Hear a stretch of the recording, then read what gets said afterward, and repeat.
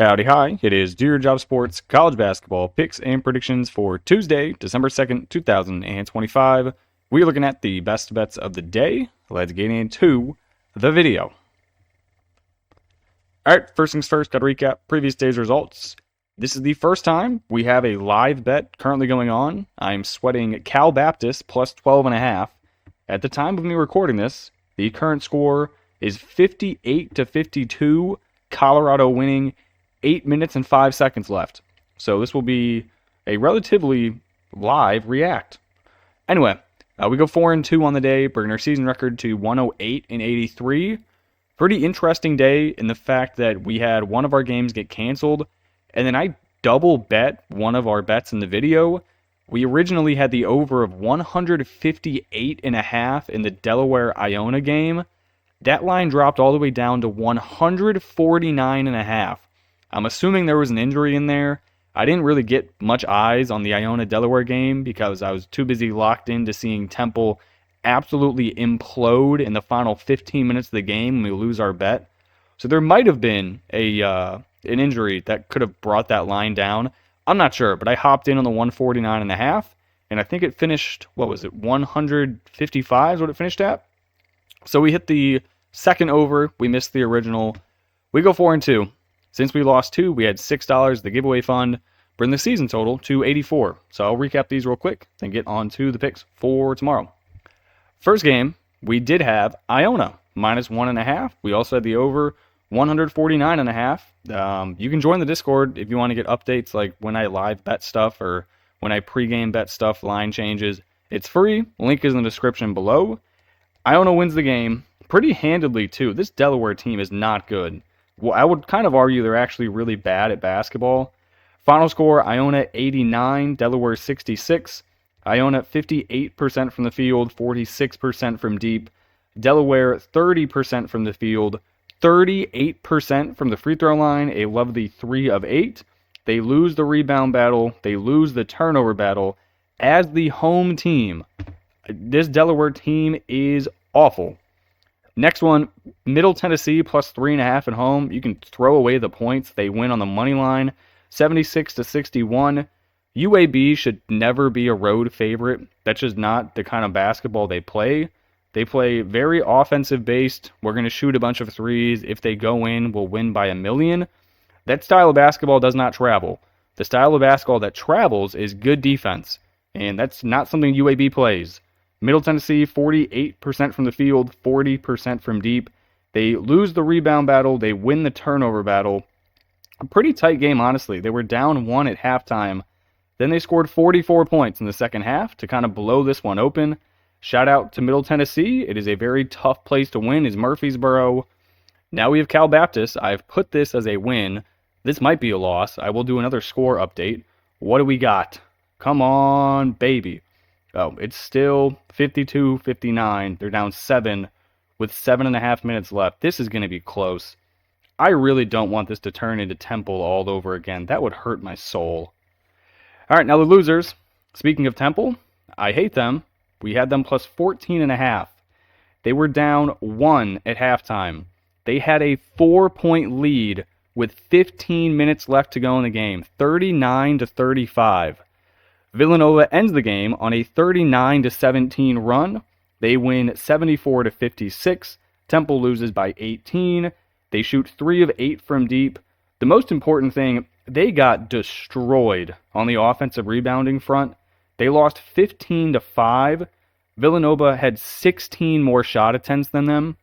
You're never going to keep a game close when you can't rebound a basketball. So that hurt. And then they only scored 28 points in the second half, giving up 45 to Nova. Not ideal. That was not enjoyable to watch them implode. Then we lost the over, 158.5. I don't think I've ever seen a total move 10 points in college basketball. There must have been an injury or something that was pretty handed in the handicapping.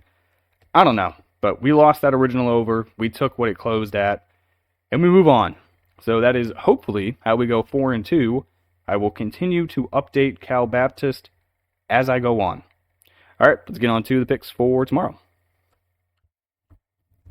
All right, first game we got, it is Eastern Michigan on the road at Butler. I'm going to take these Bulldogs minus 18.5 at home. We are going to fade Eastern Michigan. They just beat Cincinnati on the road last week. They then beat NJIT at home before this game. Thad Matta is going to realize they just beat Cincy, obviously. He's going to have these guys ready to play in the first half. And if you remember Butler in their previous game, they were down 3 points at halftime to Wright State. They ended up winning that game by 25. He's going to have these boys coming out ready to run through a brick wall.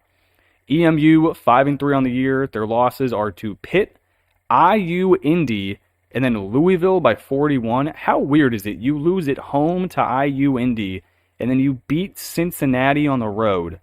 College basketball makes no sense. This is a young team. They start 2 true freshmen. Actually, that's a lie. One of them is a redshirt freshman. They don't make three-pointers, just 6 a game. That is 326 in college basketball. No clue how they beat Cincy. If you look at the stats, none of their stats are good. They don't play defense. They don't shoot the three well. They don't shoot free throws well. I don't see how they stay in this game at all. Butler 6-1 on the year. They most recently beat Wright State by 25. This is an old team. They brought in a bunch of transfers. This is Thad Matta's best roster in a long time. They shoot at 50% from the field. They make 9 3-pointers a game at a 39% clip. This plate's going to be lit. It's not a regional battle, but it's still relatively close. I'm sure a lot of these Eastern Michigan guys would want to be recruited by Butler coming up. Give me Butler, minus 18.5. I think we see something like that 25-point game against Wright State. Next one, give me UT Martin, minus 5.5. This line absolutely stinks. I thought this would be way more, so I'll take it here. This one does tip off at noon, so hopefully it doesn't get canceled like our previous noon game did. Charleston Southern, 5-4 on the year. 2 of their wins, though, are against Division II opponents, so you can kind of toss those out.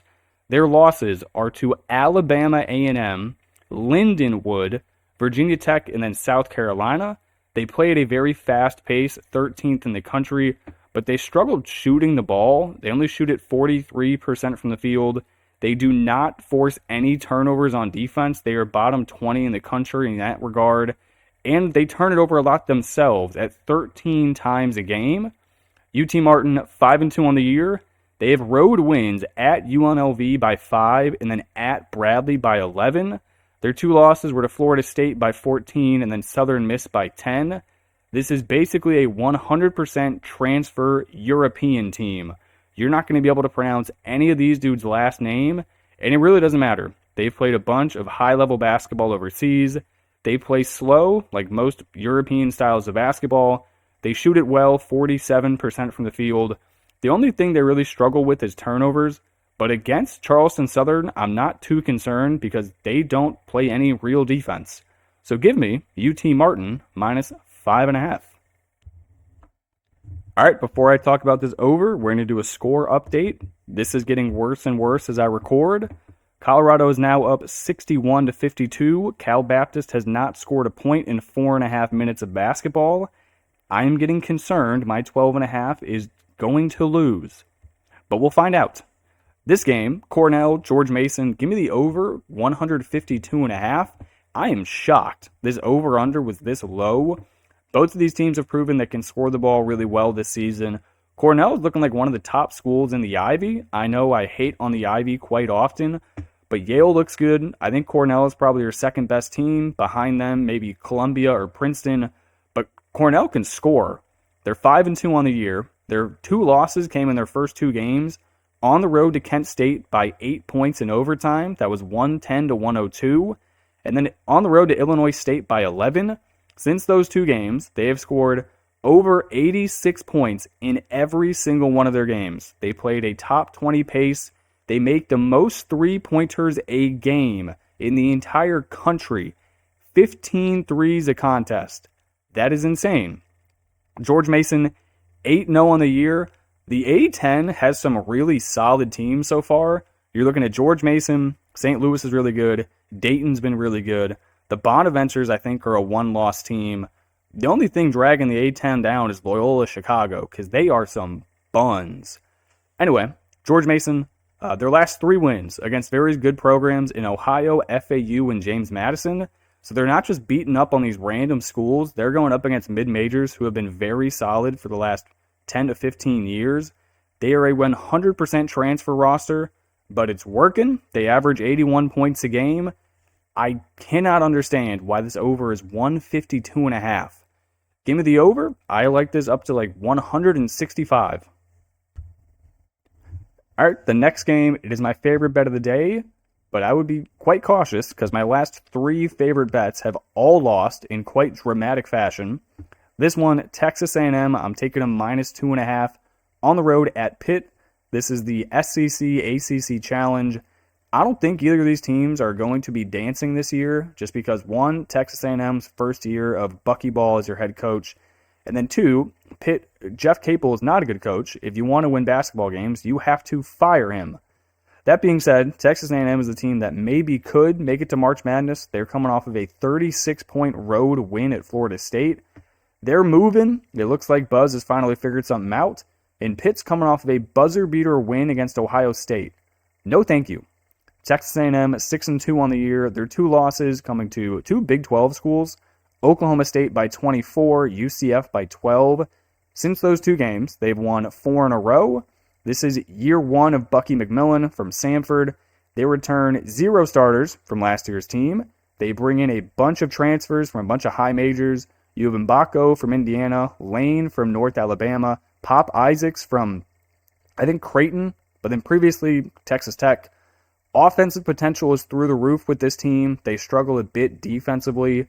So if they can just figure that out, well, I don't think Pitt's going to be able to score regardless. So if Texas A&M can score 80, they should get this thing easy peasy. Pitt 5-3 on the year. Their losses to WVU by 22, UCF by 10, and Quinnipiac at home by 8. Like I said, they just beat Ohio State on a half-court buzzer beater. Do we think they can beat 2 Power 4 schools in a row? No. They shoot at sub 70% from the free throw line, 43% from the field. This team is not good. Give me Texas A&M. Okay, before we talk about this game, I have another score update. It is Cal Baptist 59, Colorado 66, with 2.5 minutes left. My palms are sweaty. All right, this game, Morehead State. We just saw them lose on the road to IU Indy. Therefore, I'm fading them. Give me Murray State at home -16.5. This Murray State team is good. They are relatively old in their starting unit, young off the bench with a bunch of Europeans. This Morehead State team is awful. They're 3-5 on the year, 0-5 on the road straight up. They play quick, top 100 pace in the country. They're not really fond of the defensive aspect of basketball, ranked 321st on that side of the basketball. That's with playing 2 Division II schools, which are actively counting into those stats. How are you ranked 321st while playing 2 D2s? It doesn't make sense. I think Murray State might drop 100 on them. Murray State 5-3 on the year, 3-0 at home. Their home wins against Omaha, Mississippi Valley State, and then Little Rock. They're an old starting bunch. They have a lot of Creighton transfers because their head coach, year 1 of Ryan Miller, he was Creighton's assistant coach for like 15 to 20 years.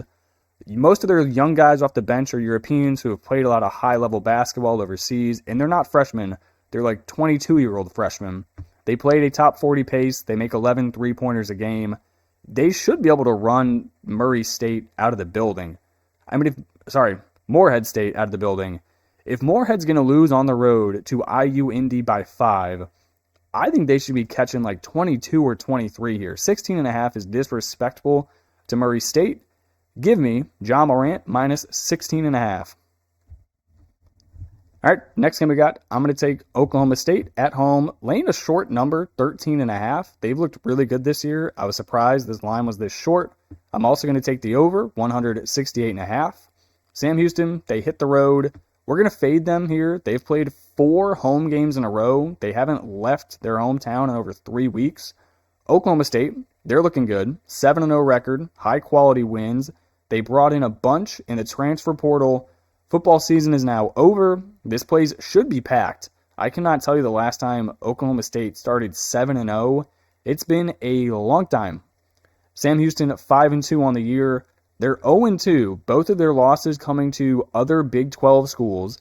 They lost to Texas Tech by 21 and then Utah by 6. Their home wins were against two Division II schools by a billion, Wyoming by 8, Idaho State by 2, and then Idaho by 26. They are fantastic rebounding, but that is kind of based on some of the low-quality teams they've played at home. This is a 100% transfer team, besides one starter, their return from last year. They have size in their starting five. They do not have any size in their starting or in their bench units. That's going to be a problem against an Oklahoma State team that loves getting to the free throw line. OSU 7-0. They play at the fourth fastest pace in the country, coming off of a 5-point road win against Northwestern. They shoot at 49% from the field. They play almost like an IU Indy style of basketball, where they get the rebound, they run it up the court, shoot a three, or go for a layup with contact. That's it. There is no mid-range. There's no nothing. Give me Oklahoma State. Give me the over 168.5. All right, final game here. Then we have our almost bets. Give me Houston Christian in a battle of somewhere in Texas, catching 12.5 against North Texas. There is no chance North Texas should be laying 12.5 to anyone. It's the first year under new head coach, Cleveland State former head coach Daniel Robinson for North Texas. This is year 2 of Craig Doty for Houston Christian. You should never back North Texas laying north of double digits. They don't play the style of basketball that results in big wins. Houston Christian 4-3 on the year. They beat the Citadel and 2 Division II schools, so not the best wins. Their losses were against South Carolina, South Dakota, ULM, and Bellarmine. They also play at a very slow pace. They shoot at 46% from the field. They don't do anything poorly, but they also don't do anything very well. They're a very average team. Nothing to write home about. North Texas 6-2 on the year. All of their games have been very tight. They arguably probably should have lost 2 of them, including their most recent home game, where they were down 6 points with a minute left and somehow came back to win. They shoot at just 42% from the field. They only make 6 3-pointers a game. They played a bottom 30 pace in the country. That is what North Texas does. No matter who the coach, it is just their identity. This team is basically all transfers, some from Cleveland State, some from other low mid-majors. That's what they're rocking with. I will take Houston Christian plus the 12.5. All right, now our almost bets. Wake Forest minus 4.5. Oklahoma's coming off of that road win at Marquette. I do not trust them. True road spot at Wake Forest, who looks pretty good this season. Next one, Virginia Tech plus 100 on the money line. You're probably wondering why they're only plus 100. They should be like minus 180, but they got some injuries going on. I still don't think I care, though. South Carolina is not good at basketball. There's no chance I'm laying minus 120 against the Hokies. And then finally, one of the best games of the day, Iowa at Sparty. I'm going to take the Hawkeyes plus 5.5. To be honest, I think they win this game on the money line. This is the hardest team Sparty has played, 100%. No other team they've played is really good on defense. This will be their best matchup. I think Sparty loses outright. Give them the Hawkeyes plus 5.5. All right, let me do one more score update on Cal Baptist. Please, for the love of everything, do not make me lose this game. What do we got?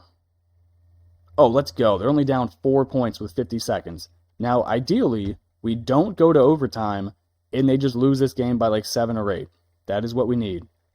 All right, I'm going to count that as a win, though. We go 4-2 on the day. I appreciate you guys watching and tuning in, and I will catch you in the next one. Peace.